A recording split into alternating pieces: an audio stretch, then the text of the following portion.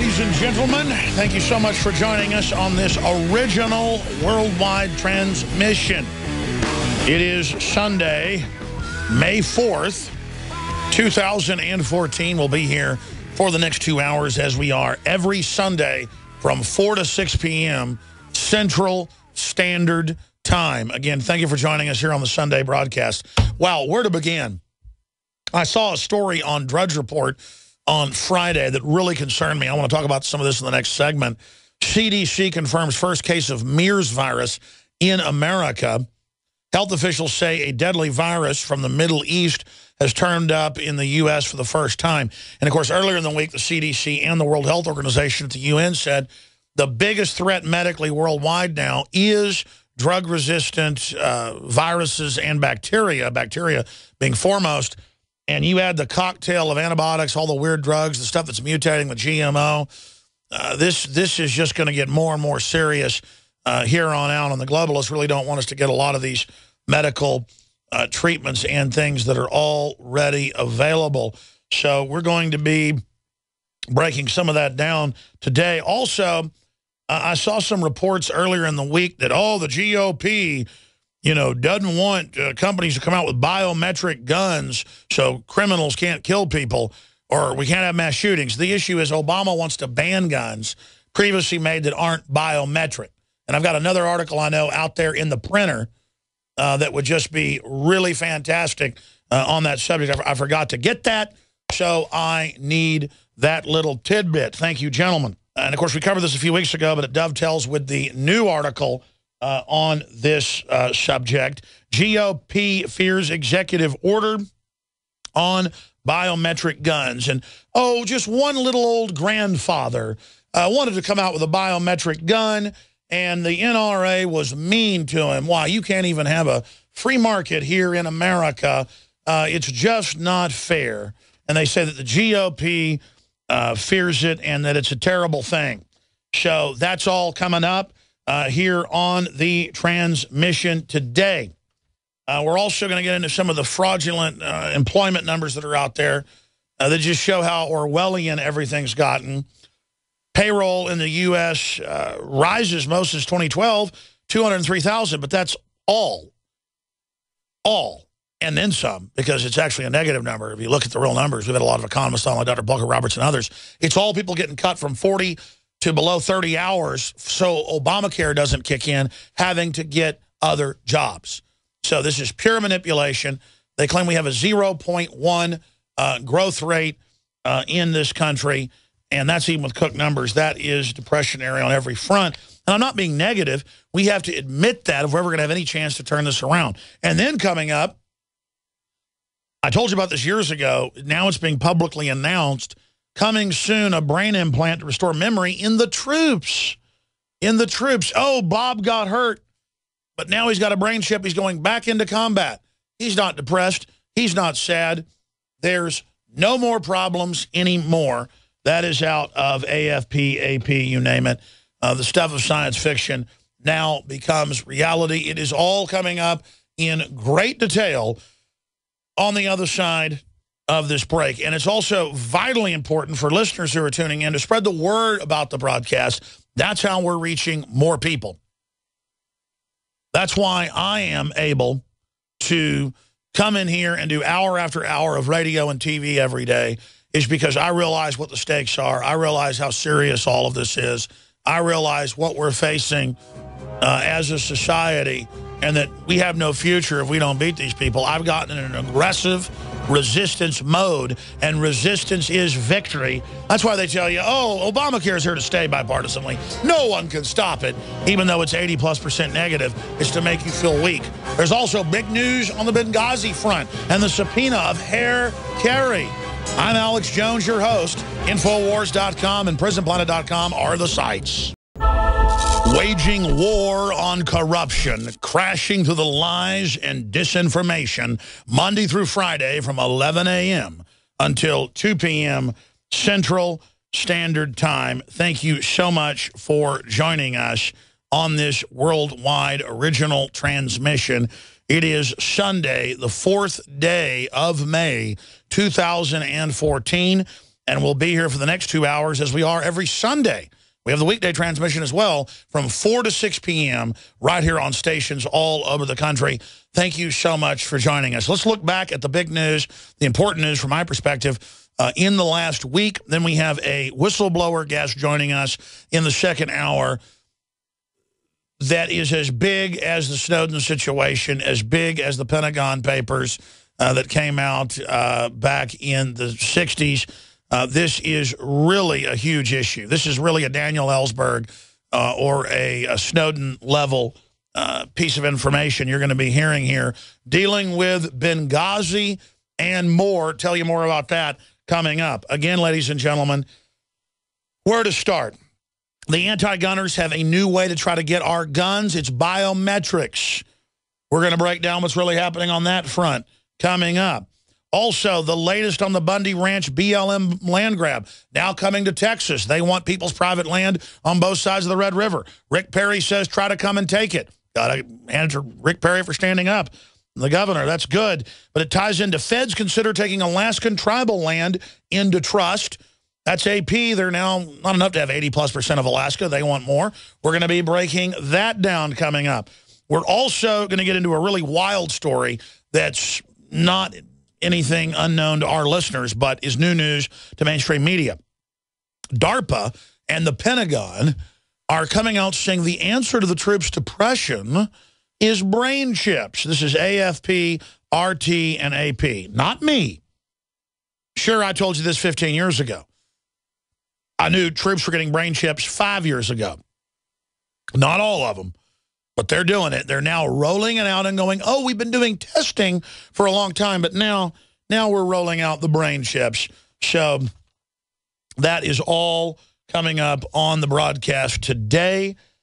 We've also got some interesting news we're going to be getting into, not just on Benghazi, but how that ties into government narcotics trafficking and a lot more. Also, federal regulators could be empowered to enter your home and inspect your cars and things without warrants. That's all Agenda 21, global corporate fraud through the UN. It's all coming up today. Now, first off, let's get to this story. I first saw this on Friday up at drudgereport.com. It's an AP story. We've got it up on Infowars.com, linked on the Sunday broadcast so folks can see it. CDC confirms first case of MERS virus in America. Health officials say a deadly virus from the Middle East has turned up for the first time in the United States. An American who works as a healthcare worker in Saudi Arabia is hospitalized in Indiana with the MERS virus that kills a large portion of those that get it. Officials said Friday the man was diagnosed with Middle East respiratory syndrome after returning to the U.S. about a week ago. Saudi Arabia has been the center of an outbreak of MERS, which surfaced 2 years ago. At least 400 cases have been reported in more than 100 people. It kills more than 1 in 4. That's super deadly. And more than 100 people have died. The virus has been found in camels. But officials don't know how it's jumped into humans. Well, I've got a good idea. When you've got hundreds of animals that have been zoologically crossed with humans or other animals, and that's been done for pig hearts, for transplant and things, it allows it to jump into humans. That's what the top geneticists have said on this show. It's what the literature says. When you've got hundreds of pharmacological crops with scores, more than dozens, of different plants and animals, including human DNA, put into their DNA, and then virus RNA added, you're looking at cross-species contamination where we can get the diseases that the animals have. In fact, most scientists believe that Ebola, until the last 50 years because of vaccines in Africa, wasn't able to jump into humans, or HIV. This is the type of garbage we're talking about. Airborne Ebola, airborne rabies. We're talking about zombie-level events that the system is talking about. And then you've got GMO, you've got all the feeding antibiotics to the farm animals. All of this is souping up the bacteria and souping up the viruses with the antivirals they've got. Just earlier last week, it was like last Monday, like 7, 8 days ago, the CDC, Center for Disease Control, and the WHO, World Health Organization, not the British rock band, they came out and said the #1 medical threat worldwide, and I agree with them, is superbugs, flesh-eating bacteria.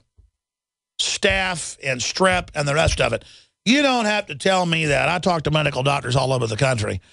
Last winter, I lost my cousin and my uncle. My uncle took care of my cousin.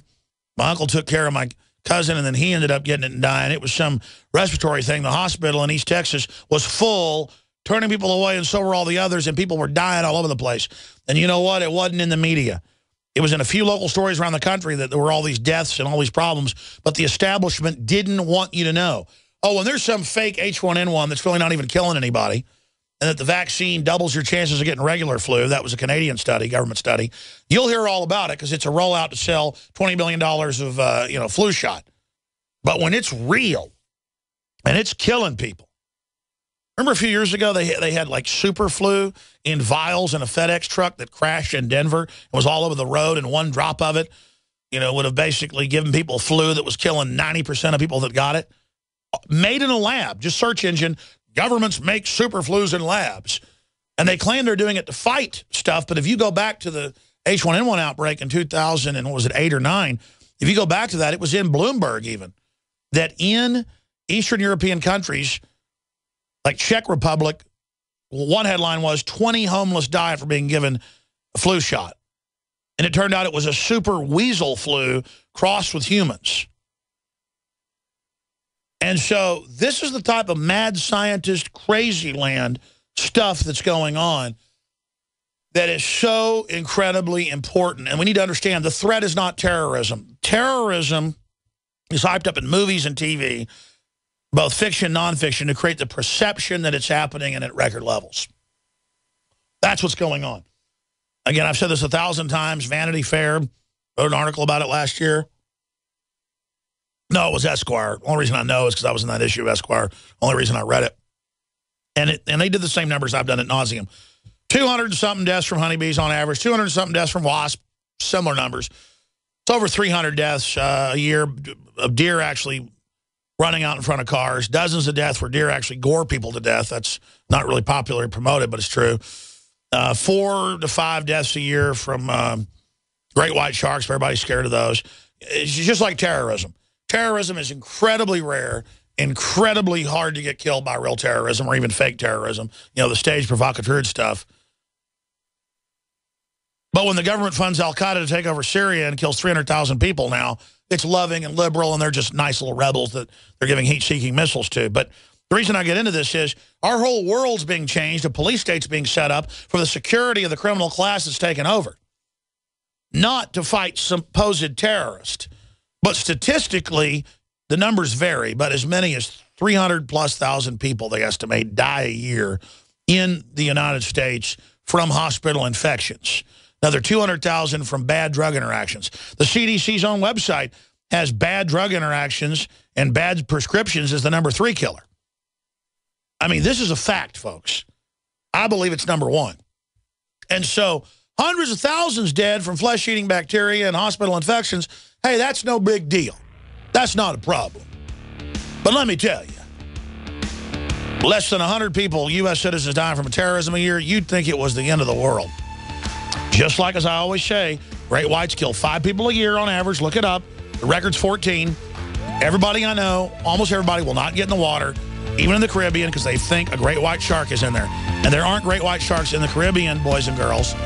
There are hammerheads and other little creatures.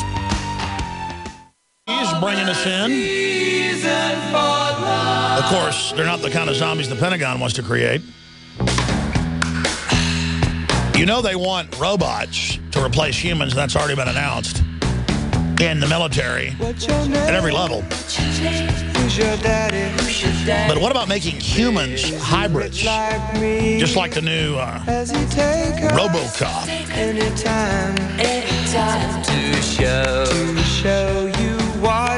Well, that's the next story I want to get into. Then we're going to get into the latest covert attack on the Second Amendment. Well, it's kind of overt.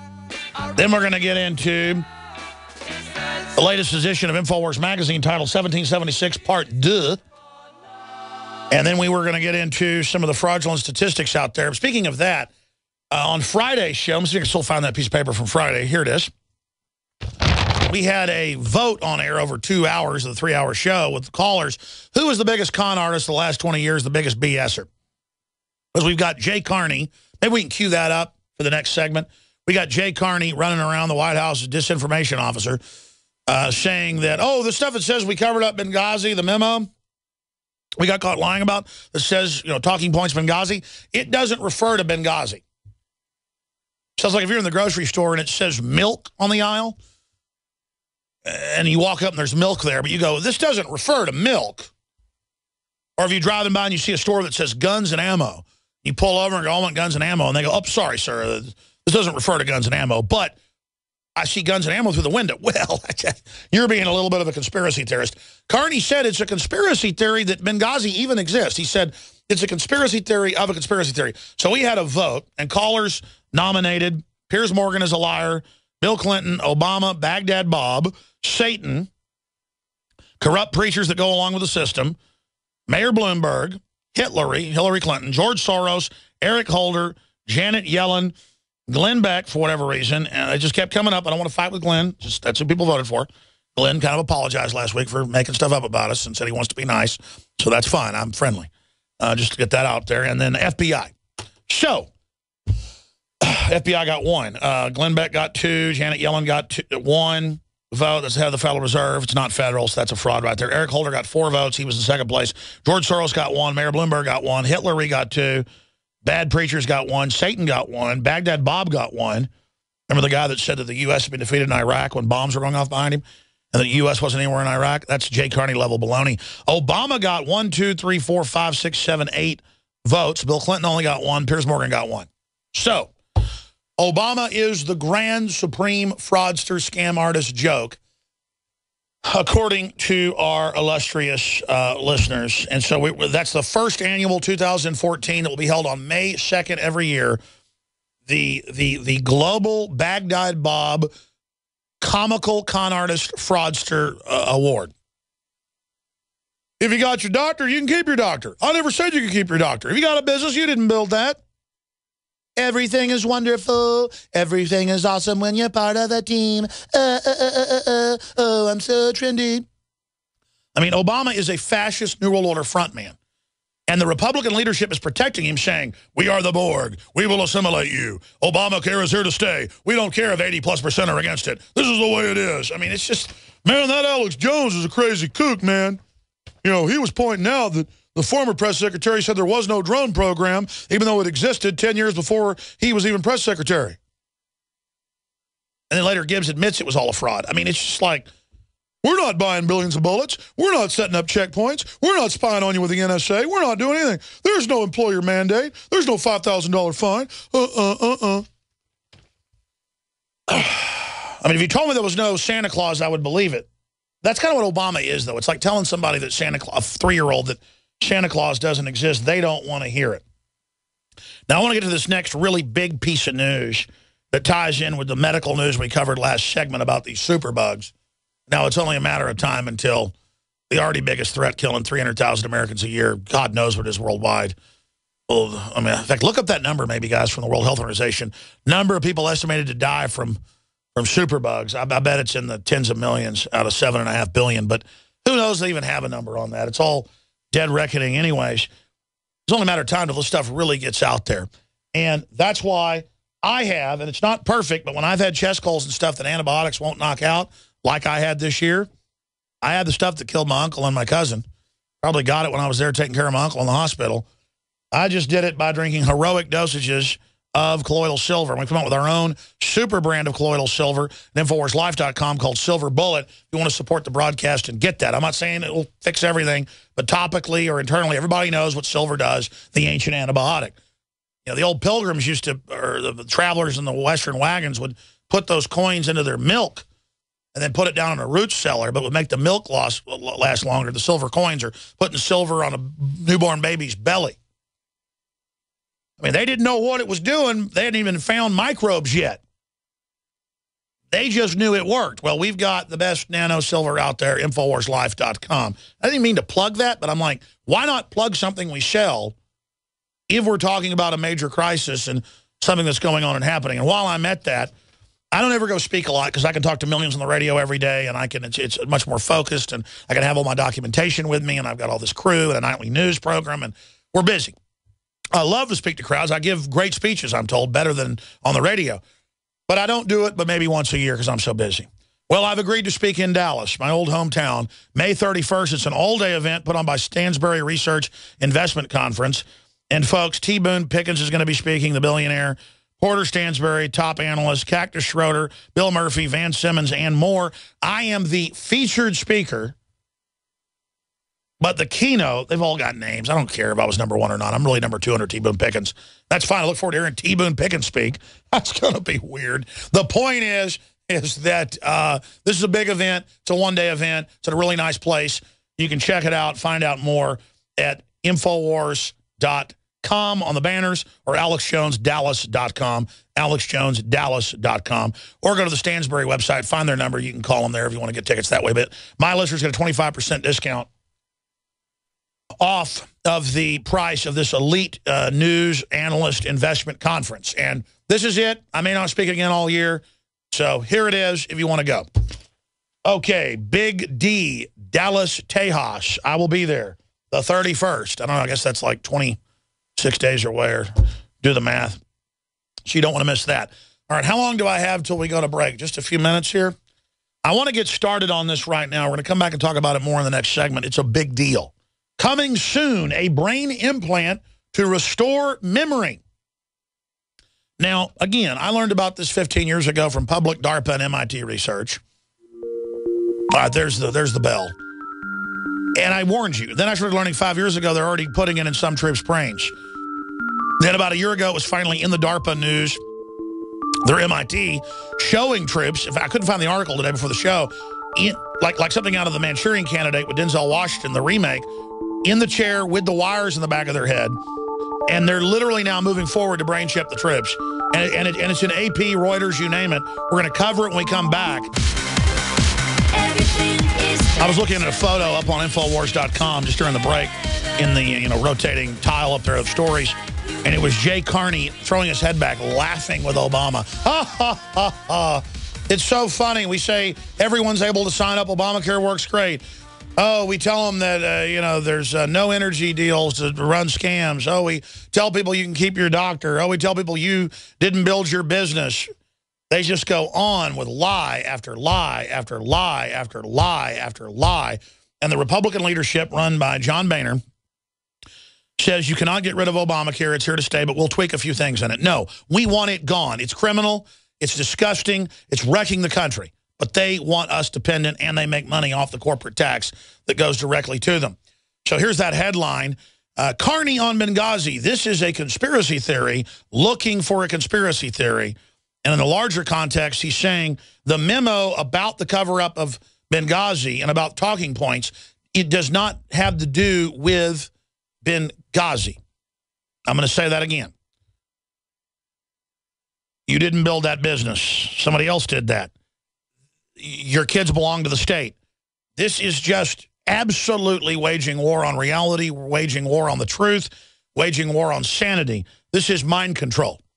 Let's go to Herr Carney. Like, this is a conspiracy and theory and spurge of a conspiracy. When a conservative group comes in and says, we want Benghazi documents, the administration says, this is not a Benghazi document, so we're not turning it over, right? Again, I don't, this is a State Department FOIA request response. Yeah. And we played the clip on Friday, too. We've got it there where he says, it's all over the news, he says this is not a Benghazi document when it says it's a Benghazi document, and that's what they're talking about. First, they said there were no documents. Now, this came out. They say it's a real document, but not a Benghazi document. And that'd be like if you walked on a Chevy dealership and walked over to a Corvette, and you said, I want to buy that Corvette, and they go, that is not a Corvette. And you said, yeah, it's a red Corvette, or it's a black Corvette. No, it's not. Or I liken it to the milk aisle. It says milk, there's milk, and somebody walks over and says, you're not getting milk out of the refrigerator, out of the cold case. Yes, I am. No, you're not. No, you're not. You're crazy. You're a conspiracy theorist. That's called gaslighting. Look it up. It's a psychological warfare technique. Now, when the baloney, when the BS won't work anymore, what do they go to? It was in the news 2 weeks ago that the Air Force and the Navy are going to completely pilotless aircraft that are self-autonomous. They're already in the air, but by 2020, all of them, and the flight crews will be robots, and robots will work on the robots, and that's the big goal. China's putting in the robots to get rid of people at Foxconn with the suicide nets, the forced abortions, the suicide vans, all of it. I'm not making this up. I just said suicide nets and execution vans. Look up those terms. I mean, this is real. And I'm freaking out, not because I'm the weirdo. I'm freaking out because I'm normal and something's got to be done. Our government doesn't even criticize China now. Our supposed corporations have moved to China and are deindustrializing this country. And we are replacing humans. Google cars are hitting the streets in all 50 states. They're going to replace humans. Then they're going to make humans have Google cars or computer cars saying they're safer. I've been saying that for 15 years plus. First few years, I wasn't that smart on air. Now it's being announced on TV. Will it be the law that you're not allowed to drive your car? Or will you be allowed to drive some, but the computer takes over if you make a mistake? That's already coming out with Toyota. This is the smart meters. All of it is total control. But the next level is space planes, robotic control. That's already in space on record. Undersea submarines that are drone ships, drone aircraft, and drone 18-wheeler systems that deliver combat robots, drone tanks. That's decades old. It's all being rolled out right now. But just like the movie RoboCop, the new one is so accurate to how things will really work, they want the human body because biomechanically it works better than even the latest machines they've got. And so they're now saying we might grow humanoids. This is an MIT, look it up.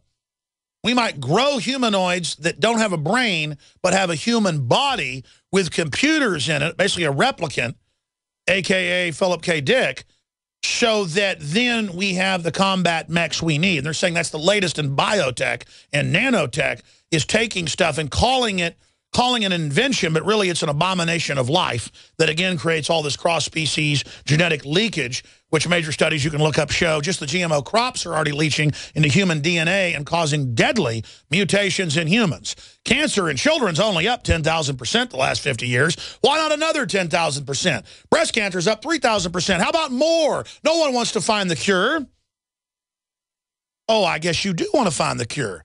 The cure, the cure, the cure. No, you don't. The cure is finding out why it's exploding and why it's happening to begin with. The cure to lung cancer, stop smoking.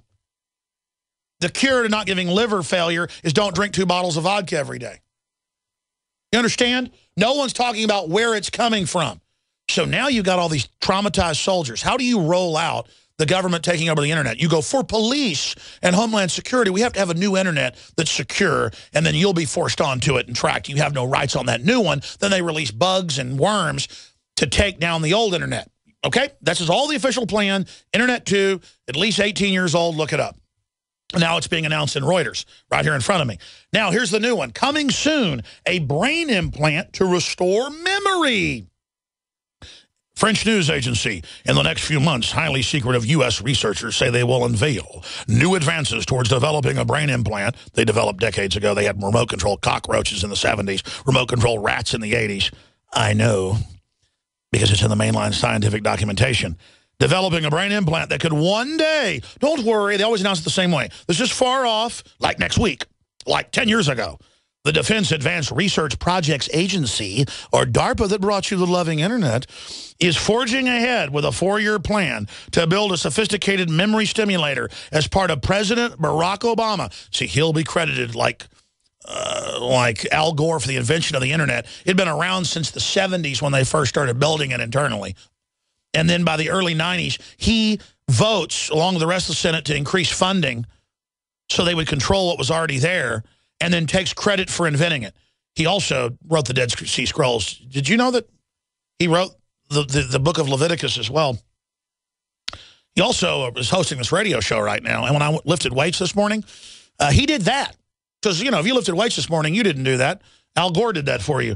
The Defense Advanced Research Project, DARPA, is forging ahead with a 4-year plan to build a sophisticated memory stimulator. As part of President Barack Obama, if you don't take the brain chip, you're racist, $100 million initiative to better understand the human brain. The science has never been done before and raises ethical questions about whether the human mind should be manipulated in the name of staving off war injuries or managing the aging brain. See, oh, wait.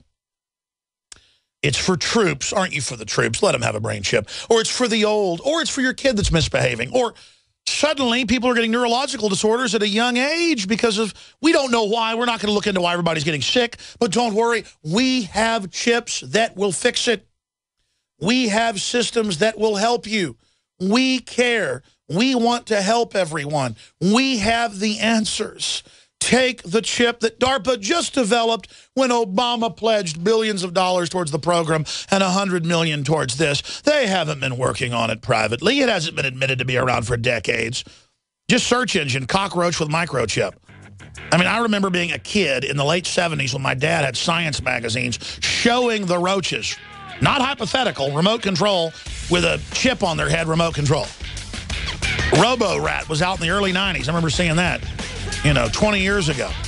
But, it's brand new. Why not say Al Gore did it? Al Gore. He invented the brain chip. He invented Earth. We'll be right back with more on this and what it really means. Monday through Friday, 11 a.m. to 2 p.m. the weekday show. Back Sundays, 4 to 6. This is an original transmission you're listening to right now on this second day. I started getting really excited and yelling and stuff. And you know what? I'm just going to let you know how I'm really feeling right now. I love humanity. I love free will, and I believe we can keep it. But let me tell you, the stuff that's going on, you should be acting like I'm acting. You should be upset.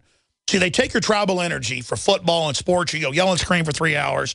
You feel really great because you're meant to yell and scream, getting fired up in life with your children, your wife, your husband, with the art you're doing, with the culture you're producing, not just sitting there and letting the globalists through television and through Hollywood program everybody. And so I'm here to tell you, you don't have to believe a word I'm saying. I know I'm telling you the truth. And truth stranger than fiction. I'm here to get you to wake up and get fired up about freedom. And I want you to consciously know what's happening to humanity so you can make a decision. Do you want to be part of retaining humanity, or you want to just say, I don't care about life. I'm just comfortable. Let them put stuff in our water and food. Let them take over. Let them program us. Let them put chips in the troops' brains. Let them put, 10 years ago, tracker chips in most of special forces, and the last 5 years, brain chips in troops that are hurt. Because I'm all for it if somebody's blind or whatever needs it. The problem is the Trojan horses. Who's behind it? What are they doing? And, man, I'd try to read the government documents that were public back in 96, 97, 98, 99, 2000. People said, who is this nutball? Plus, he's got a Texas accent. Everybody's dumb in Texas. That's why corporations all over the world try to hire executives from Texas. I saw a number of years ago, I think it was in Money Magazine, there are more executives from Texas, more newscasters from Texas, more artists from Texas. I'm not going into a Texas worship fest here. I just, a bunch of Hollywood people saying Texas are a bunch of idiots. You're a bunch of morons. Audie Murphy's from Texas, punks. The whistleblower we got coming on to blow Benghazi wide open, Tosh Plumlee's from Texas. I'm proud to be from the Lone Star State, and I'm proud to be a Texan. And I'm awake, and I'm smart, but more importantly, I'm aggressive and don't like being a slave, and I'm willing to fight. And I don't care how much programming you dump on me, I just get stronger. Because I'm not tying into some DARPA anti-human programming. I'm tying into my ancestors and the good Lord above. And God's got a lot of tricks up his sleeves against evil. As long as good men stand up and do the right thing, God will carry us the rest of the way. So that's what this comes down to, ladies and gentlemen. I told you over and over again, it's been public, that they're going to put brain chips in people. And we're going to get so sick from all the vaccines, the GMOs, the garbage, the fluoride, that everybody's going to have chips and implants just to live. That's how they plan for the technocracy to control you. And then the globalists get the life extension technologies. They test all this garbage on us. This is what's going on. We're a giant vat of guinea pigs being tested on. And they also admit with all the toxins and poisons they're giving us, they expect with all the 41 years they've been taking blood worldwide from all newborn babies and putting it in a UN database that I exposed in 96, declassified 2005 nationwide, worldwide. Oh, yes, we broke that. That they're looking and patenting your own DNA in your blood and then tracking you through life. The hospitals don't even know when the government gets the blood test back. They just get a directive that, the health department or the CDC wants your blood. They take some blood, send it off like obedient Obamacare servants. That gets sent off, and then they track why you were resistant to what they put in you so that can be passed on to the elite. See, now you're starting to understand how this ball game works. Now, let's go on to this article. This is French news agency. It's also in RT, AP, everywhere. DARPA working on brain implants to help restore memory. That's what the Russians say. Isn't that sweet? Here's the AFP French news one. Some of those researchers say those who benefit include the 5 million Americans with Alzheimer's. Yeah, don't ask why Alzheimer's is exploding, or, just take a brain chip. And the nearly 300,000 U.S. military men and women who sustained traumatic brain injuries in Iraq and Afghanistan. If you have been injured in the line of duty and you can't remember your family, we want to be able to restore those kinds of functions. DARPA program manager Justin Sanchez said this week at a conference in the U.S. Capitol, converted by the Center for Brain Health, University of Texas. Isn't that sweet? And what did I tell you probably 50 times on air? I was let in by a high-level individual at the University of Texas 12 years ago, repeatedly. I mean, shoot, there's even video of me doing video shoots in there for one of Kevin Booth's films. And I was allowed to see some of the DARPA areas accidentally, and the monkeys with the wires hooked up to their brain. And at the entrance to every one of the restricted labs, it would say DARPA and the name of the program on the door. And they would punch stuff out. I could see the monkeys out at the lab, out in a Bastrop, all being hit with different flicker rates on how to control the public through television. They had, great apes, rhesus monkeys, whole deal. No big deal, though. It's all figured out good. And they would have, subliminal audio testing. Like they had a whole lab funded by DARPA on how to have a flicker rate to make women become sexually aroused but not know why they were becoming aroused. I mean, when you're sitting there watching television, DARPA is hitting you with carrier signals put over the broadcast that most people that are executives don't even know about. I mean, you're being hit by 60 years of positronic warfare research. Because the government loves you. It goes on and says, if you've been injured in the line of duty and can't remember your family, we want to be able to restore those kind of functions. So DARPA's public rollout of brain chips is for the troops, for the old people, for the children. And again, when I start going blind when I'm old, I want electronic eyes. I want digital eyes. When our heart goes out, I want a bionic heart or one grown. The problem is these globalists are devils, ladies and gentlemen. They're poisoning us on purpose. We can't trust anything they give us. If Sauron in Lord of the Rings, as an analogy, gives you the ring, when the Hobbit offers Gandalf the ring, why does he refuse it? Because it's evil. Because someone wicked made it. All of the will, all of the hate, all the evil, it's all backdoored. It's all set up by psychopath anti-humans that think it's all a joke and are only giving us technology to control us and dominate us while they get all the goodies. And undoubtedly, a lot of this stuff will end up going to the public and being good. It's just you need to understand, ladies and gentlemen, they want brain chips for social control and to make humans biological androids because they're better than robots. That's the bottom line. And I'll probably have the New York Times go, Alex Jones is crazy. He claims they have brain chips for troops when it's already admitted. Alex Jones is crazy. He claims there's drones. Alex Jones is crazy. He's a conspiracy theorist. He says the memo says Benghazi, even though it does. Jay Carney. I mean, that's how stupid they think you are. Are you really that dumb? I mean, people say, hey, let's go to the UT game. I mean, down the street, they've got a mind control base hooked into monkeys being tortured. It's like, I can't go have fun knowing that's going on. And they're killing the monkeys, torturing them to learn how to control us. And of course, the professors and people, they don't care. They're just getting funding. I was brought in there by people that wanted to show me what was going on. Because nobody was talking about this 12, 13 years ago. I said 12 years ago, time flies. That was like 14 years ago. And I had no idea. I mean, I knew about DARPA and stuff, but I'm not going to get into how I was in, how I saw it all. But they know it's all over there at that department over there. That thing is hooked into stuff all over the country. And I wasn't shown the classified stuff. I was shown the restricted stuff. And let me tell you, they see you as lower than those monkeys, ladies and gentlemen. And they're in there testing how to ruin your life, how to take your family over right now. Oh, that's oppositional disorder towards authority. See, I'm mentally ill. I don't like all the things that are happening. I don't like Adolf Hitler. Next hour coming up with the big whistleblower and gun news. Again. Put me live, second hour, on this 4th day of May 2014. Coming up, the Tosh Plumlee interview, integrated from the 2 interviews earlier in the week that are so bombshell with the latest info that's coming out. We're going to air some excerpts of that and get into other news as well. Wow, where to begin? I haven't got into this news yet. The new issue of the magazine is out, 1776 Part 2.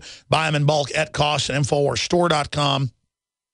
And in it, we get into the latest on the Bundy Ranch, but the BLM's activities in Texas and other areas. But here's a new article from AP. Feds consider taking Alaskan tribal land into trust. The U.S. Department of Interior announced this week that it will consider taking Alaskan tribal land into trust. The move could lead to pockets of Indian country where tribal courts and governments would have authority to create their own laws and justice systems, the Anchorage Daily News reported. So now they're announcing the feds are taking it over so the Indians can have their own law. See, that's selling a lie. They've done this in other states. They end up taking the tribal authority away. Currently, the only Indian county community with reservation in the state is in Southeast Alaska. The state opposes the move. Well, who even needs a stinking state, ladies and gentlemen? So get the current issue of InfoWars magazine. Get it out to everyone you know.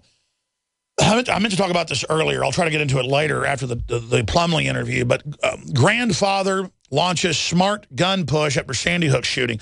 Oh, and of course, guaranteed he's tied into Bloomberg. But the whole thing is, come on, let me have a biometric gun. Don't say no. You know, after Sandy Hook, why doesn't the NRA want this? No, make your stupid biometric guns. The point is they'll end up not working. The government can scramble them. The government can make them obsolete. They can electromagnetic pulse take them out. And a lot of the big systems coming out, the government's going to have the codes to, just like with iPhones and stuff, to not let you videotape in public. How about not let you shoot? So smart meters, smart houses, smart cars, smart this, smart that. It's all about the back doors built into everything. And the GOP's come out and said, as Holder said a month ago, or almost a month ago, they want to make all the other guns be banned and make you go to these biometric smart bracelet garbage deals. So that's the new big anti-gun push. GOP fears executive order on biometric guns. Senator Cornyn is warning the Obama administration to not issue an executive order requiring that all new guns be made with biometric technology such as fingerprint recognition or bracelets. Cornyn raised the issue in a letter to Attorney General Eric Holder, who in testimony earlier this month highlighted biometric bracelets. Well, I heard on local 590 radio earlier this week, they were covering it on the news, and I pulled it up. You know, the grandfather that runs this, I mean, come on, you're not against brain chips, it's for the troops. Well, come on, you're not against biometric guns, it's for a grandpa.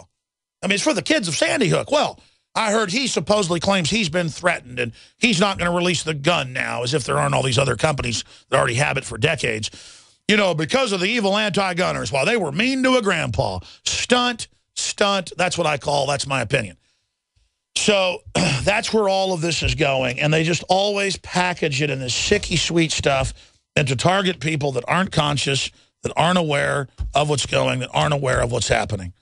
The truth is 167 people died in 2013 in what's called mass shootings. And more than half of them were gangbangers shooting each other. And I'm not saying that's a good thing. People say, what, is that okay? No. But it's most so-called mass shootings, you know, and all the rest of it is people killing each other in criminal-related stuff. It was 60-something. I forget the exact number, I think 65, 66, that actually died in school shootings that wasn't gang-related. And that's a tragedy, and it's terrible. One man dies, it's a tragedy. 10,000 die, it's a statistic, as Stalin said. And the system knows that. But deer kill hundreds, honeybees kill hundreds. I know I harp on this. This is what we've got to get out to people. Literal peanut allergies kill more people than terrorists and mass shootings. So it is a red herring meant to frame all of us that are pro-gun through guilt as the murderers. We're going to break on this Sunday edition, this 4th day of May 2014. We're going to come back on the other side, and we're going to get into the Tosh Plumlee interview. Tell your friends and family, tune in. This is important. Thank you for spending part of your Sunday with us. I hope you've had your friends and family tune in, because over much of this hour, you're about to hear excerpts of an interview I did last Thursday on the weekday show. I don't usually re-air stuff on the Sunday show unless it's Ron Paul or somebody really big like Rand Paul, or back when we got a Ted Cruz interview. But this is really big. Or a Viggo Mortensen interview, stuff like that. There I'm name dropping. This is really important. This guy was a major CIA contractor going back to the 50s. He still is. He's been vetted in Congress, been given gag orders before. He just exposed what really happened at Benghazi and what really went on there, that it was a hit of the ambassador so they could cover up what was happening. Government narcotics running. He personally flew 40 tons of cocaine into the country. That's been declassified. This is Tosh Plumlee, and excerpts of my lengthy hour-long interview that I did with him last Thursday. So here it is, ladies and gentlemen. You want to know what happened in Benghazi? This guy's risking his life. He's been told the Justice Department's about to subpoena him, good old Eric Holder, to gag him, to shut him up. Ladies and gentlemen, this is not theory. This is fact. Here is Robert Tosh Plumlee.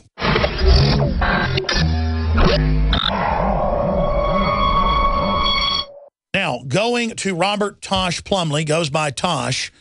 Most of you already know who he is. It's just that he's one of the biggest public whistleblowers out there. And he says if they gag him, as they've said the subpoena's coming, this time he will not shut up. And Tosh, A, why aren't you going to shut up? And then B, where do you see all this going? And then C, any other points you didn't make yesterday before we go to questions? Well, I don't feel I should be threatened. I mean, if they had sort of left me alone, perhaps I wouldn't even went into this. The Benghazi questions were originated that from information that came from a NATO source over in Afghanistan who was working that project after he'd been transferred from working the Mexico Task Force project. And in that, they found out about weapons. He contacted me, and then that started the questions about the 11 Benghazi questions I had out there. That evidently created some problems in D.C. and started them wanting to know where my contacts were. I pulled the information that I was a journalist and would not divulge those contacts. They went undercover, went down for a few months, and then came back up again, threatening me. This came out after your program, and two sources, one military and one civilian source, contacted me a few days ago and told me that I'd better watch what I was doing because the DOJ was in process of going to issue a subpoena on me. The reason that I decided to make contact was I know what happens when you're subpoenaed to go back and testify to a committee. The nature of what I'm dealing with and what I've dealt with in the past, it would be immediately classified top secret committee sensitive, and that is where the gag comes in, because at that point, if I continue to relay those questions and ask for answers, then I would be in violation of a national security statute and subject to I think it was 20 years, they told me, in a federal prison. I went and talked to an attorney about this, and then he told me to be extremely careful. And then I decided, well, the only thing that I can do is, again, try to go out to the Sunshine Law and put this all out before the fact. And so that's the reason for me in the last few days going on all these programs and talking about this.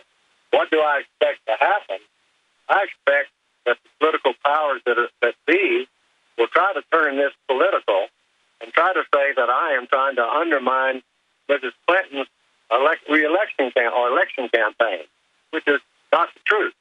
So, and I've already been told that that's what that particular group, I'll call it that way, are saying, is that Plumlee has been paid by others to go out and undermine the Clinton bid for the president.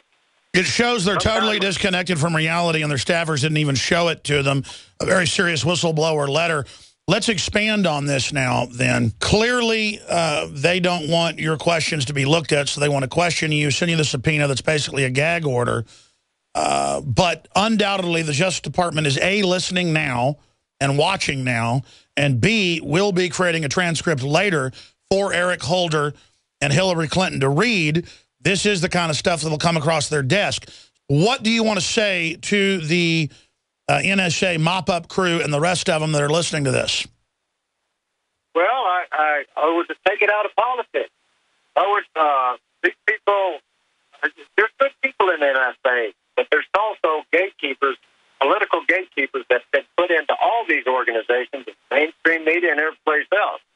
So the good people that are actually working in our government and working for the people can't do their job. In other words, this has been a slow process of eroding. I call it American slow coup. In other words, by infiltrating political cronies into strategic positions to be gatekeepers and suck up any derogatory information like gun running, international gun running, and other matters, and keep that from hitting on the mainstream media.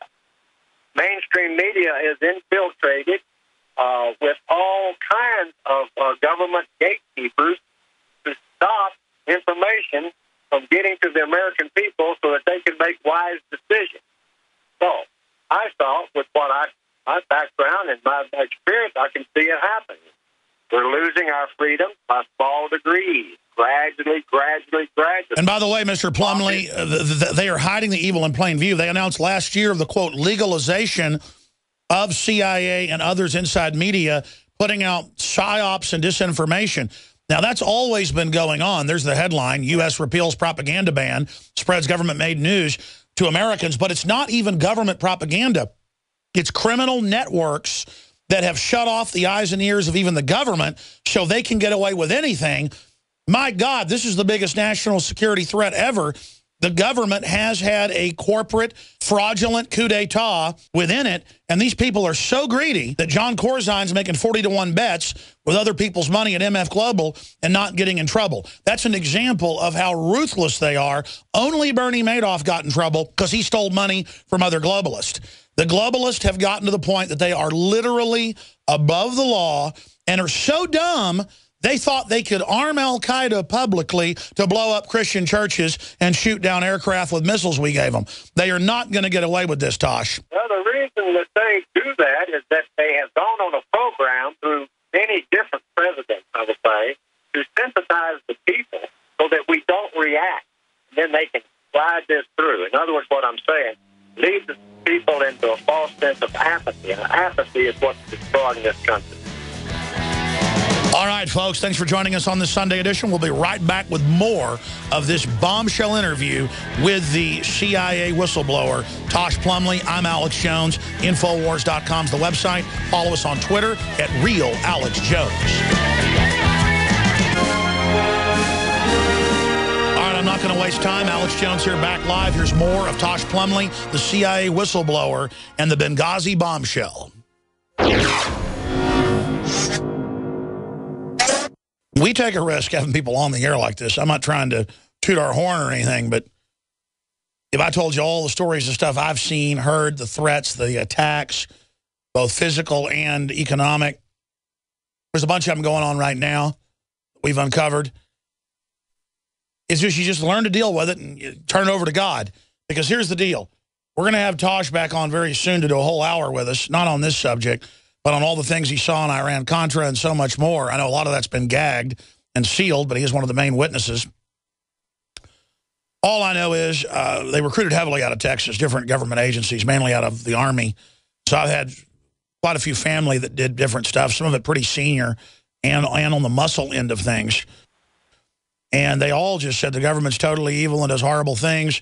There's on the top, there's a light side and there's a dark side. And there's good people in government that are trying to do good, but they're less and less. And, Tosh, I want to go to phone calls, but would you agree, though, that it's getting worse and that the light side in government is getting smaller? Or is it that the good guys just aren't able to get around the NSA now and the courts are so corrupt? I mean, or have things always been like this? No, in my opinion, it's getting worse. That's one reason I re-engaged myself and got active in this, if you want to call me as a whistleblower or whatever, because as over the years, as I saw this heading in the direction, eroding the Constitution, losing our freedoms, watching the appointments of the Supreme Court, looking at the agenda, the secret agenda that these administrations have, watching the hundreds and hundreds of lobbyists have access to the White House. I can't even talk to my elected representatives because they won't talk to me unless I give them a whole bunch of wad of money.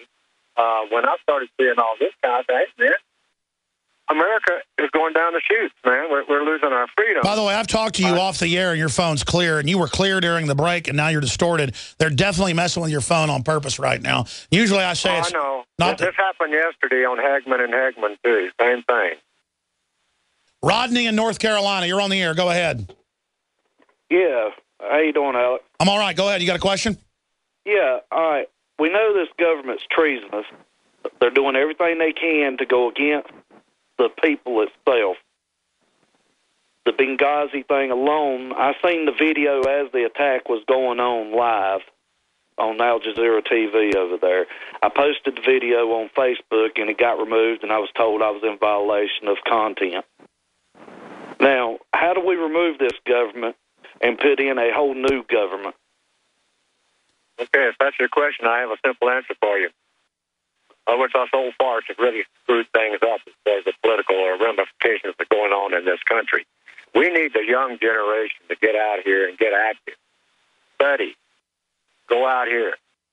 Find the answers for yourself. Do your own research and come to your own conclusion. We could also have JAG military courts start to investigate the criminality, but they'd be arrested immediately. Computane, if I'm pronouncing it right. We're going to you in Arizona. You're on the air. Go ahead. Yeah, hi, Alex. Hey, brother. Hey, I want to focus on methods and tactics that Tosh is experiencing. Based on his experience and observations on previous incidents, is there anything unusual with the methods and tactics that this racketeering government is using against him? And if he were in full control of the faculties and prepared to respond to an attack, are there major flaws in the tactics that are being used against him? Well, that's a mouthful. I'm not sure how to answer the question. Tosh, I think what he's asking is you say it's getting worse, but you've been doing this 50-something years, or just a famous contractor. How have things changed? And I mean, I think you're saying we got to have courage, speak up, and say no. All right, here's the thing. The way I say it, okay, it's escalated. Okay, I'm just going to go back to Iran-Contra. I testified with Kerry. I got gagged on that. It was a classified committee sensitive, top secret. Then when I continued out and I wrote an article, I didn't write it, but a friend of mine wrote it out of San Diego Reader. I run drugs runs with BAM. Named all the staging points, the aircraft IDs, the people involved, and everything else for the sole purpose to protect myself. I was called in front of the committee. I raised my right hand, and then they sealed committee sensitive. And then when I asked for a transcript, they told me, well, you don't have a classification or a security clearance, so therefore you can't see your own testimony. And then if I went out and talked about it, I could possibly be in violation of a national security statute, and I could receive up to 5 to 10 years in federal penitentiary. All right. The fact that I admitted that I was a cocaine smuggler into this country and taking U.S. weapons out of this country to a secret base in Santa Elena was pretty heavy information at that particular time. I was warned at that stop I had better not do this. I had better not go on. Anyway, there's a whole story behind all that. Okay, Senator Hart wrote a letter to both committees, and it's been posted on my Facebook page and it's been posted on the Internet.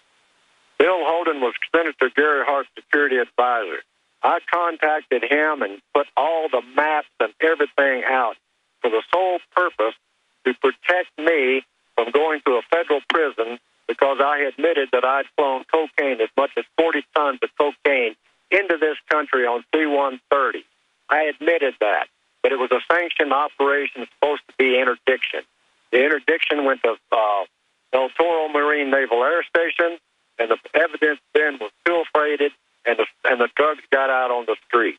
Also, at the same time, when we come back on those C-130s, we're flying weapons from the 82nd Airborne that went on maneuvers down in Honduras. Those weapons were taken off the GAO books as being destroyed and lost in airdrops. Those weapons went to an island off Panama, stored there, taken back to El Toro Marine Naval Air Station, and then transferred by truck to China Lake to be retrofitted, and then sent back to a drug runner's base known as Carl Quintero at Veracruz, where he was receiving $10,000 a month in CIA money to use his branch and air base as a refueling stop for the formation of the Southern Front. Stay there. It's incredible. We'll do one more segment. And we are back, ladies and gentlemen. More of this taped interview with CIA insider whistleblower Robert Tosh Plumlee. If you just joined us in the last segment, he put all his cards on the table and just started talking about, I personally in flights flew 40 tons of cocaine into the United States, Iran-Contra, sanctioned by the White House. I flew the guns back out. Well, that's all admitted now, but his testimony was sealed. So I guess in a way, he just broke that gag order. Or has that gag order, that national security order, elapsed? Or are you just really getting in their face, Tosh? I'm really getting in their face. I've been told it hasn't elapsed. That's what my attorney told me. I better not go on the air and keep talking about this because I was going to get myself in a lot of trouble. My feeling is this. I want it out there before the fact. In other words, and documented, invented by many different sources, which I have done, and that's the reason I opened up my Facebook page and started compiling all this stuff together to protect me, because I knew if I continued to talk mainly about Iran-Contra and the weapon shipments in violation of the Golden Amendment, the setting up of the Southern Front and Point West of the secret air base at San Alina, and C-130 flights going in there and documented in the Grasshopper and all these secret coded interdiction programs, alleged interdiction programs, I figured, man, hey, in answer to the other gentleman's question, how did it escalate? It started escalating at that point. That's the reason I brought up Iran-Contra. It started escalating at that point. I began to realize, hey, wait a minute. We have another entity out here. The average 8 to 5 American cannot comprehend that other world that lives out there. The world of pilots, the loaders, the refuelers, the secret air bases, Paco Solo in Central America, John Hull's Ranch, who received $10,000 a month in CIA money, Point West, Oliver North, 16 felonies, suddenly paroled and becomes an American hero, and then passes judgment on a pilot like me. In other words, these kind of things upset. But so, then you're sitting here and you're saying, well, what do I do about it? Do I do like everybody else? Do I sit and piss and moan about it? Or am I going to do something about it? I'm a C-130 pilot now, and I get contract with CIA. Okay, if I piss the CIA off, I don't really care. They pissed me off. In other words, I'm talking way out of school, and I know that. But somebody's got to get out here and rattle the American people and get them off the couch and get them engaged. And the way to do it is get them engaged and start studying and reading what the hell is really going on in this country, and then get out and use their God-given rights and their talents and put a stop to it. That's all I can say about that. Sure, I want to go back to calls. Powerful. I want to go back to calls, sir, but specifically, when you look at all of this, the public has been in denial or they feel powerless, and the big issue is this is getting worse and worse. The tyranny is expanding, and to show how they gave you a thin cover, they told you it was interdiction, that you were getting the cocaine and flying it back here, because I remember reading the Iran-Contra files that were public, to destroy the cocaine. You then learned that that really wasn't going on. Well, some of it was, and some of it wasn't. The special ops that were filtering into the bin raised up the money to get the guns for the Contra. That doesn't mean that that was a complete government-sanctioned operation, but it was run out of the White House, period. In other words, through cutouts and so on like that. I was on CBS about our Forest Service aircraft being used as cutouts to private companies in order to carry the drugs down there. I mean, there is another world out there that the 8 to 5 do not understand that even exists. And all I've been trying to do is say, wait a minute, this matter is escalating. In other words, to answer your question, I hope I got it right. So I start seeing this happen. Then I start seeing my buddies going to jail. Then I start seeing some of them committing suicide. Then I start seeing character assassination. And then I had the character assassination applied upon me. In other words, the best way to stop an operation is control the communication. I started watching gatekeepers being infiltrated in the mainstream media to suck up any information that may be derogatory to our ongoing wood. No, I understand. And they killed, what do you know about Barry Seal and others being killed? Barry Seal was killed by Colombians that was tipped off by our own government.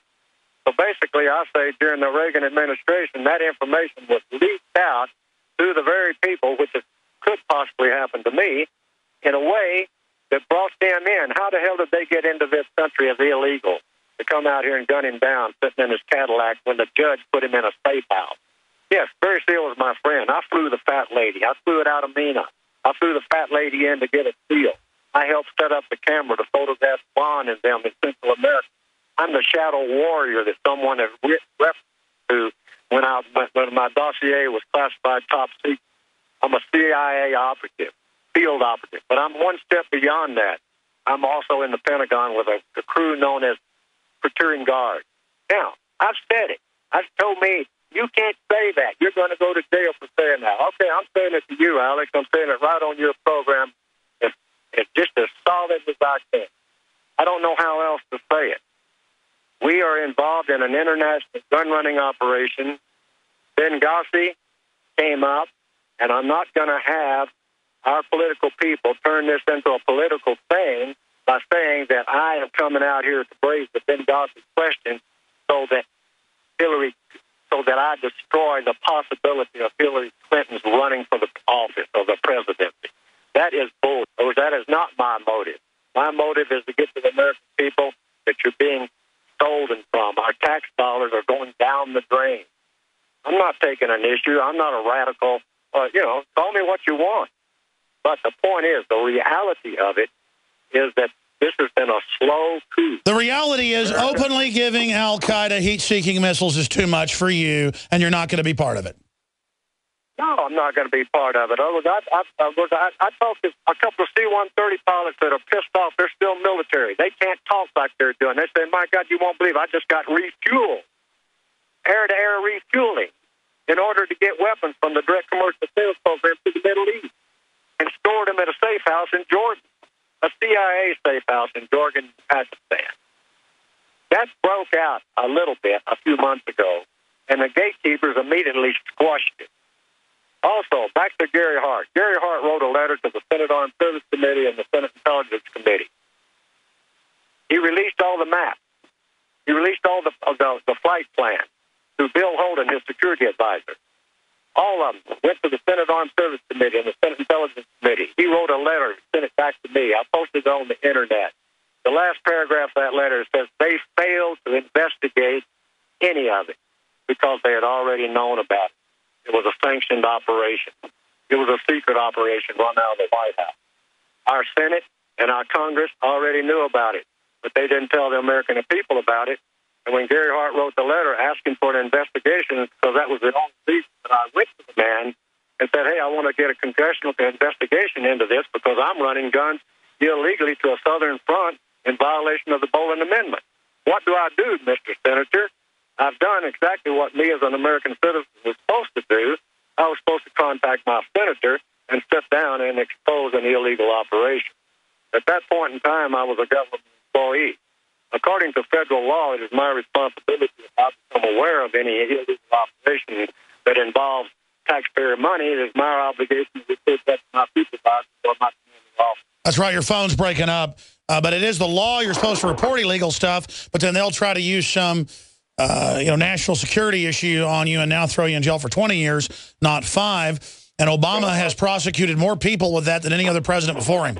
I want to go to some phone calls and skip this network break because this is so historical. You're hearing a major CIA contractor, one of the most famous ones ever, also with a deep cover Pentagon. He just gave the code name for that. And Tosh Plumlee, Robert Tosh Plumlee. Robert Tosh Plumlee is his Facebook. We have the information mirrored at Infowars.com. This is Infowars.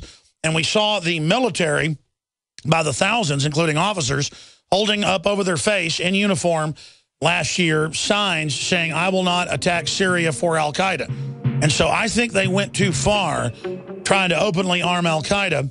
And that's what Benghazi was all about.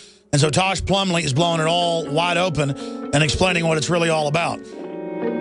Don't touch that dial. This couldn't be more important information. Later, we'll archive the audio of this up on Infowars.com. The conclusion of the CIA insider whistleblower, Robert Tosh Plumlee, on the other side. Well, Tosh Plumlee, one of the most famous Iran-Contra, you name it, whistleblowers ever, still flies contracts for the CIA because he's been a congressional testimony that was authorized, so they can't stop him from still having his job. He has broken huge Benghazi information last year that's now been vetted and confirmed by a lot of the information that's been coming out. So he's gotten contact. The Justice Department subpoena is coming. That will basically gag him. It'll say that he's not allowed to talk about it. Once he testifies, they'll then say all of that is secret and he can never talk about it again. Okay, what started all this was a source of mine, a friend of mine, was transferred from the task force operating in Mexico to Afghanistan, and then it was attached to a NATO field command. In that process of NATO field command, he turned out about finding weapons, U.S. weapons, being stashed at annexed buildings and also in safe houses in Jordan and Pakistan. It was trying to leak out.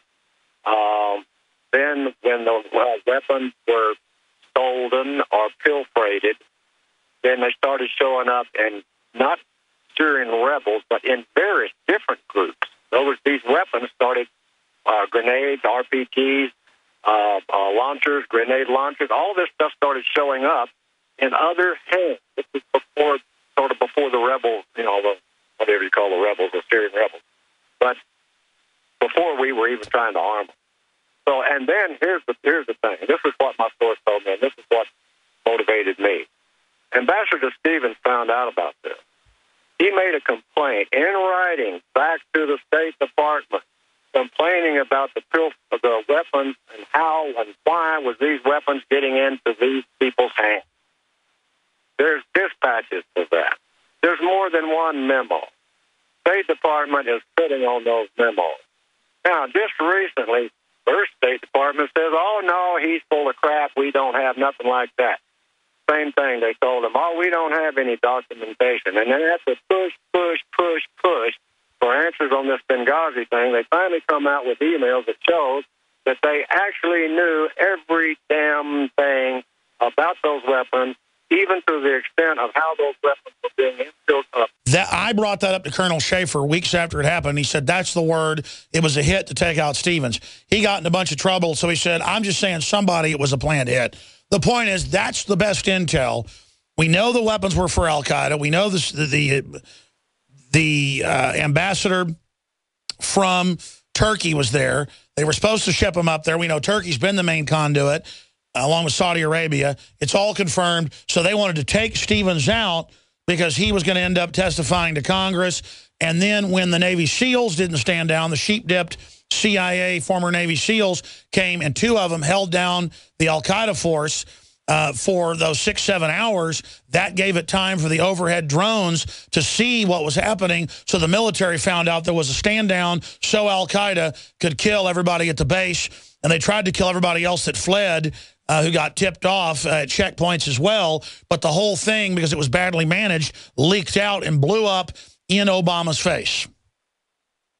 Well, that's about the size of it. My information coincides with that information. In other words, this has been vetted from many, many different sources. But at the time, when the Benghazi questions were arraigned, they said they were all crazy. There was nothing to these questions, but yet they refused to answer them. I would just like to take one of those questions and ask direct POTUS. Have someone that has access to POTUS ask him just one of these questions. Get it on the record. What does he have to say about that question? Yes or no? Very simple answer. Yes or no. There's 11 questions posted up there. It's been all over the internet since September. Why are these people refused to answer those questions? Those questions are not that complicated. They're very simple. Now, Benghazi, we lost 4 good people because of our intelligence failure. That doesn't mean that we have a bad intelligence network. It means that we have gatekeepers that have infiltrated those networks, instigated by our own political structure. if I'm explaining. And that basically makes the country blind in the end, having all these triple agents of corporate interest inside government. These people are the biggest threat. That's it. In other words, this has been a slow coup. Like I say, it's been ongoing for years. This didn't happen overnight. In other words, we have been infiltrating people. Call them CIA, call them whatever. I say they're one group beyond CIA. In other words, I don't blame the CIA for all this. There's damn good people in the CIA, but they can't get past those gatekeepers. They can't get past those non-qualified gatekeepers that are put in those positions by the politics of the time, whether it be Bush era, Clinton era, or Obama era. In other words, who is the man behind the curtain? Who's pulling the string? Who is in charge of this international gun-running operation? Is there an international gun-running operation ongoing today? All I'm asking is for the American people, get off their couch, go out, check out, research, investigate, and come to your own conclusion. Powerful insider knowledge.